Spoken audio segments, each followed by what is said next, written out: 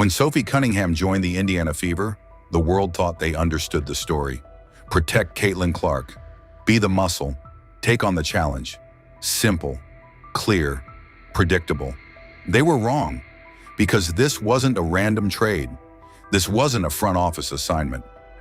Sophie Cunningham had been building for this moment for over a year, manifesting it, preparing for it, shaping herself to step into a role no one else could fill.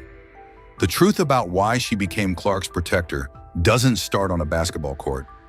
It starts in a taekwondo studio in Columbia, Missouri, with a 6-year-old girl tying a black belt around her waist before she could even read. This is the story of a woman who was built for greatness from birth and who is rewriting everything we thought we knew about women's basketball. Power and precision. To understand why Sophie Cunningham became the most feared enforcer in the WNBA. On Sophie Cunningham, but oh no, that's a double technical situation. You have to go back long before she ever stepped on a professional court. Back to Columbia, Missouri, where she grew up in a family that bled athletics from every corner. Her father, Jim, played college football at Missouri. Her mother, Paula, was a track and field athlete at the same school. Her older sister, Lindsay, played basketball there too. Her grandparents, her aunt, her uncle, all of them competed at the collegiate level at Mizzou. Competition wasn't something Sophie learned. It was something she inherited. But the detail that makes her story different from every other tough kid who grew up in a sports family is this. At 6 years old, Sophie Cunningham earned a black belt in Sangam Taekwondo. 6. As most children that age are still figuring out how to tie their shoes. She was breaking boards with her bare feet and learning what it means to channel aggression into controlled, disciplined power. She didn't stop there either. She later trained in Krav Maga, the Israeli self-defense system built around real-world combat scenarios and practical survival. By the time she picked up a basketball seriously, her brain had already been wired to think in terms of protection, miss and tied it up over and scrambling, positioning, and standing your ground when someone comes at you. That is not normal youth sports development. That is something deeper, something that shaped every decision she would make for the next 2 decades. In high school at Rock Bridge, she led the girls' basketball team to 4 straight Class 5 state championships, becoming the program's all-time leading scorer. But here's the part that tells you everything about who she is. When her high school football team lost their starting kicker to a torn ACL, Sophie stepped in as the backup.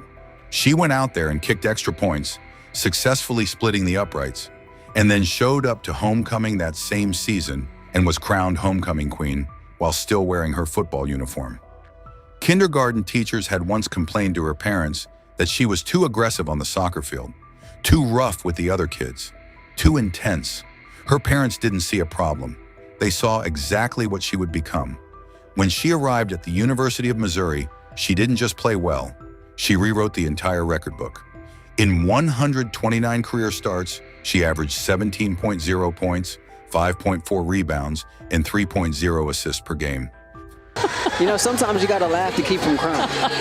She finished as Mizzou's all-time leading scorer with 2,187 career points, shattering a record that had stood since 1985. She set the program record for career free throws made with 537 and ranked second in three-pointers with 238. Her senior year, she was the only player in the entire country to average 17 points while making 83 pointers, 150 free throws, and pulling down 200 rebounds. She earned 3 consecutive first-team All-SEC selections and became the first player in Missouri's women's basketball history to receive Associated Press All-America honors. She led the Tigers to 4 straight NCAA tournament appearances. In 2025, the university inducted her into the Mizzou Athletics Hall of Fame. Sophie Cunningham is a member of the 2025 Mizzou Hall of Fame class. In the first year she was eligible to do so. Cunningham. And yet, through all of that dominance, she carried a narrative that followed her everywhere she went. People called her dirty, aggressive, petty. Fans at South Carolina booed her relentlessly. Opposing coaches game-planned around her physicality. She never flinched. She never changed. She kept being exactly who she was, and it led her straight to the WNBA. Forged in Phoenix. The Phoenix Mercury drafted Sophie Cunningham 13th overall in 2019. With the 13th pick in the 2019 WNBA draft, the Phoenix Mercury select Sophie Cunningham from the University of Missouri. Making her the highest drafted player in Missouri women's basketball history. But being drafted and earning a roster spot are two very different things. Her rookie season was a grind. Phoenix drafted 3 rookies that year, and Cunningham wasn't guaranteed anything. She almost didn't make it through those first months. Injuries to veterans suddenly thrust her into a role she wasn't sure she was ready for. Coach Sandy Brondello praised her for giving maximum effort on every possession, running the lanes, blocking out, moving her feet on defense, doing all the invisible work that doesn't show up on highlight reels. But her shot wasn't falling, and confidence was hard to come by. Then one night against the Fever, everything clicked. She caught fire and couldn't miss. Her coach said she was dying out there from playing so hard that they literally had to pull her off the court and force her to rest. That is who Cunningham has always been. She does not know how to coast. The most important education she received in Phoenix wasn't about shooting mechanics or defensive rotations. It was about learning from Diana Taurasi. For most of her career in the desert, Cunningham was Taurasi's backup. She sat behind one of the greatest players in the history of women's basketball and absorbed everything. Where Taurasi taught her how to stay ready when your number isn't being called, how to be persistent through the ups and downs, how to handle the mental warfare that comes with fighting for minutes on a roster full of talent. Sophie Cunningham is one of the most competitive players. Cunningham finally worked her way into the starting lineup 2 or 3 years into her career. And once she got there, she never took it for granted because she remembered every single day she spent waiting. Over those years in Phoenix, she also played overseas during the WNBA offseason, suiting up for the Melbourne Boomers in Australia, adding international experience and toughness to an already hardened game. She worked as a broadcast analyst for Phoenix Suns television, showing the same blunt, unfiltered personality behind a microphone that she brought to the court. Every experience, every role, and every challenge was building towards something she didn't fully know was coming yet. Her breakout came in the 2022 season when she averaged 12.6 points and 4.4 rebounds while starting 20 of 28 games. She hit a career-high 36 points against Minnesota, draining 7 three-pointers in a single game. Natasha Cloud publicly praised her, saying that what Sophie does won't always appear on the box score, that she plays hard on both ends every single possession. That is who she is. Not a superstar, but absolutely essential to winning basketball. They've got great personalities. Phoenix needed her for the dirty work, the hustle plays, the timely threes, the energy that lifts everyone else on the roster. She became the 6th starter, the X factor, the player who did everything that never makes the highlights but wins you games in October. By her 6th season in Phoenix, she was the longest tenured player on the team outside of Taurasi and Brittany Griner. She had survived coaching changes, roster overhauls, ownership transitions, and every kind of adversity a franchise can throw at a player. Through all of it, she stayed ready, she kept working, and she became exactly the kind of player that a team building around the most scrutinized athlete in women's sports would desperately need. He takes it right back from Kayla McBride, ahead to Cunningham. The night that changed everything. June 17th, 2025.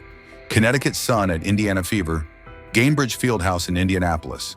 The game that turned Sophie Cunningham from a respected role player into the most talked about woman in professional basketball overnight. The context matters. Caitlin Clark's rookie year in 2024 had been brutal in ways that went far beyond normal rookie adjustment. And the physical play directed at her was relentless and often crossed the line from competitive into dangerous. Hard fouls went unchecked week after week.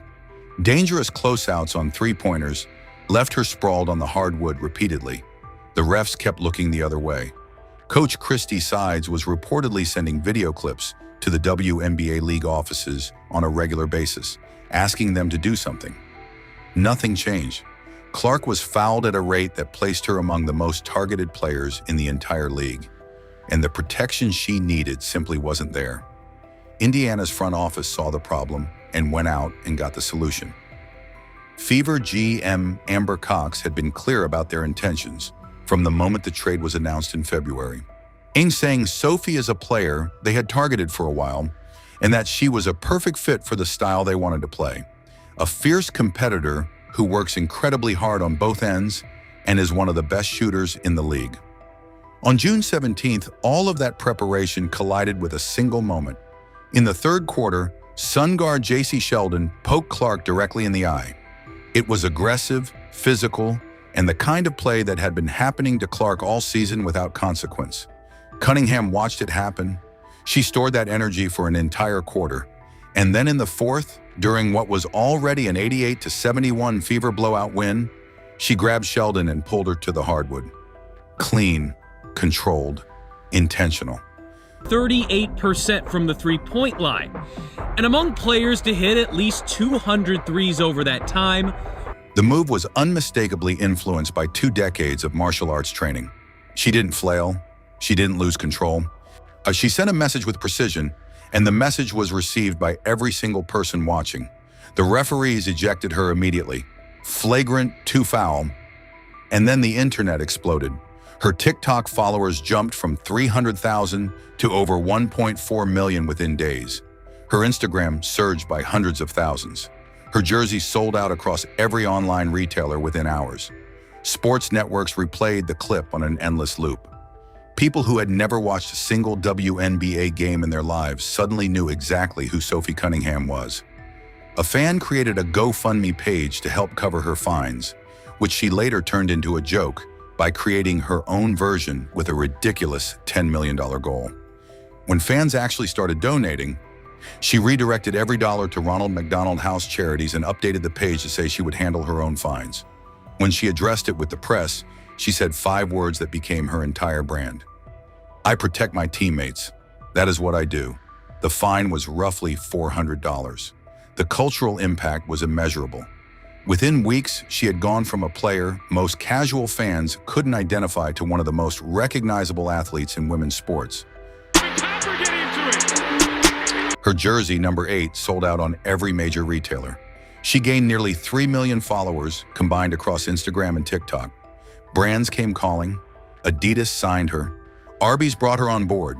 She became proof that authenticity, real, raw, unmanufactured authenticity, was the most valuable currency in modern sports.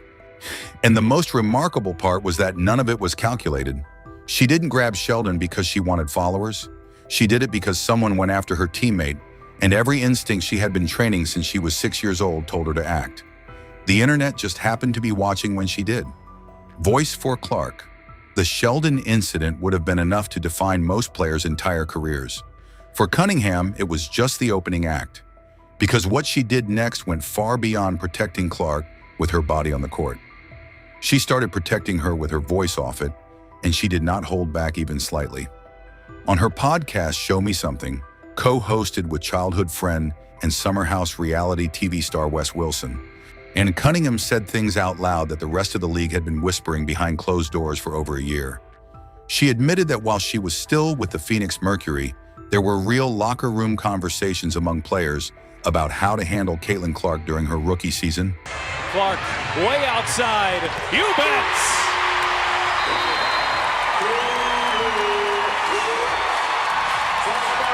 She confirmed the targeting was deliberate. Players were going after Clark on purpose, trying to send a message, trying to show her, as Cunningham put it, what the W really is.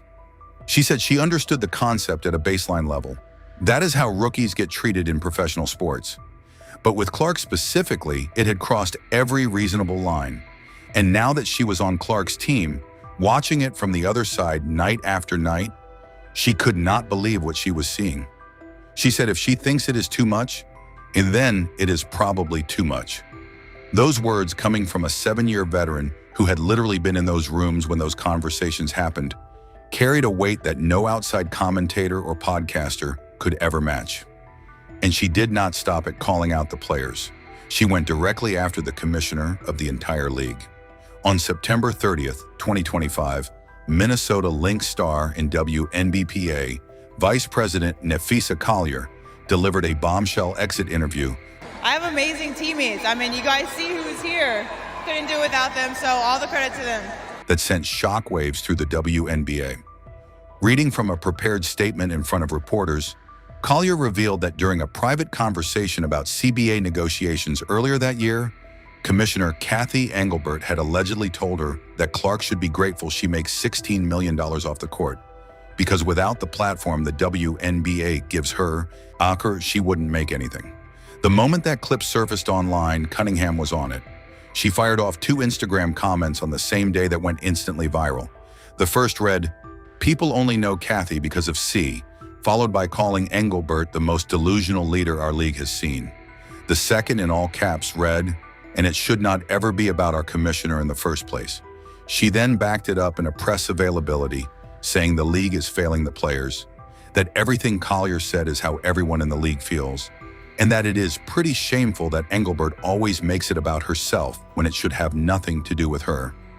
She also said there are a lot of people in positions of power in the WNBA who might be great business people, but who do not know anything about basketball, and that has to change. Clark herself had not publicly commented on Engelbert's alleged remarks, though during the All-Star break earlier that season, she and other players had worn black t-shirts that read, "Pay us what you owe us." Cunningham was saying out loud what the franchise's biggest star could not afford to say without risking her carefully maintained public image. She did not stop there either. She publicly questioned the league's choice of expansion cities. With sports, so it really helps your balance. That athleticism also got her a spot on the football team, calling out specific markets she felt were questionable picks for growth. Cleveland's social media team clapped back by posting a video of Clark herself praising their city. Cunningham did not flinch. She had already gone after the commissioner of the entire league on Instagram. A city's social media intern was not going to rattle her. Throughout the season, she racked up multiple fines for criticizing WNBA referees and their failure to protect Clark from unnecessarily physical play. When fans suggested creating a GoFundMe to cover her penalties, she jokingly replied that she was starting to like the idea, then actually created one with a ridiculous $10 million goal before redirecting every dollar donated to Ronald McDonald House charities. She turned her fines into a charity moment without breaking stride. She became the voice Clark needed but could not be. The veteran who could say what the rookie had to bite her tongue about. The player who did not care about consequences, about fines, about backlash from the league office, because she believed being honest was more important than being liked. And fans loved her for it. In a league that often felt carefully managed and politically cautious, Cunningham's raw, unfiltered, unapologetic honesty was exactly what millions of people had been craving from someone on the inside. Chasing Clark's dream, here is the part of the story that changes everything about how you understand Sophie Cunningham and Caitlin Clark. Before Cunningham ever put on a Fever jersey, before the trade was even a whisper, she was already a massive Clark fan. Not privately, publicly, on the record. In September 2024, while still wearing a Phoenix Mercury uniform, she said on a podcast that Caitlin Clark has been killing it, that she is a huge fan, and that she never says that about anyone. A month later on the Travis Hearn podcast, she went further. She called Clark a gem, said she carries enormous pressure with nothing but grace. Now they're going to talk about it. And that she would love to play with her one day for real. These weren't throwaway comments after a deal was done. This was a veteran in Phoenix, months before any trade was rumored, documenting genuine admiration for a player she had barely spoken to. Then at the 2024 WNBA All-Star Game, cameras caught them embracing courtside, laughing and bantering like old friends. When the trade went through on January 31st, 2025, Cunningham was poolside. Her reaction was 2 words: heck yeah. She immediately reposted a photo on Instagram of her and Clark hugging at the All-Star Game, making her excitement impossible to miss. That changes the entire framework of this story. The enforcer role everyone assumed was assigned by Indiana's front office was something she had been chasing herself. At her introductory press conference on March 11th at Gainbridge Fieldhouse, she compared herself and Clark to Taylor Swift and Sabrina Carpenter. She said Indiana's motion offense was her style, that she had gotten too comfortable in Phoenix after 6 years, and that she was built for this. Even her former Phoenix coach, Nate Tibbetts, asked about the enforcer role months later, said he was not surprised. He said Cunningham competes at a high level and has fully embraced that role, and gave her full credit for it. a veteran who spent 6 years learning from Diana Taurasi and Brittany Griner, who called Phoenix her home.